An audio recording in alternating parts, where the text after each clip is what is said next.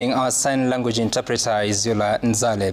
Tonight, President William Ruto has established an 11-member multi-agency team to coordinate the war against corruption. The president says the move is part of reinforcing the war against corruption as a whole-of-government initiative.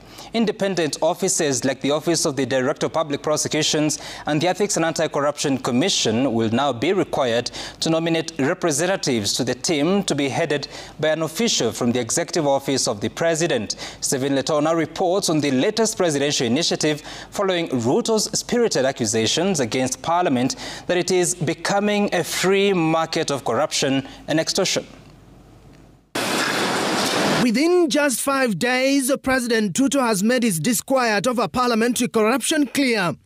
During a plenary on the implementation of the 10-point agenda, he singled out Senate and National Assembly committees for soliciting bribes, warning that some members could face prosecution. We are not going to shame them. We are going to arrest them. Yes. Where does somebody find 150 million?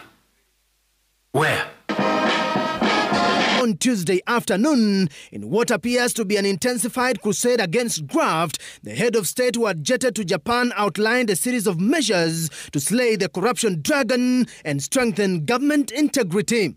The president seemingly taking powers away from the Ethics and Anti-Corruption Commission, redistributing them to a multi-agency team through a presidential proclamation. The proclamation reads that by the authority vested in me by the Constitution, do hereby proclaim that a multi-agency team on war against corruption is hereby established within the strategic objective of creating synergy and interagency cooperation in the fight against corruption, economic crimes, and related offenses. End quote.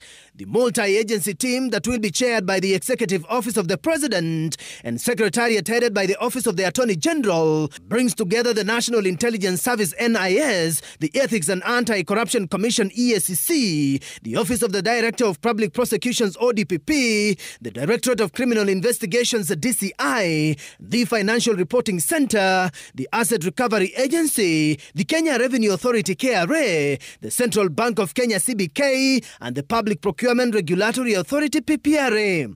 The proclamation further noted that the multi-agency team may co-opt additional representation from other designated agencies to enhance its objectives. The multi-agency team has been tasked to coordinate and engage other relevant agencies, organs of government and the private sector to enhance the effectiveness of the anti-graft campaign.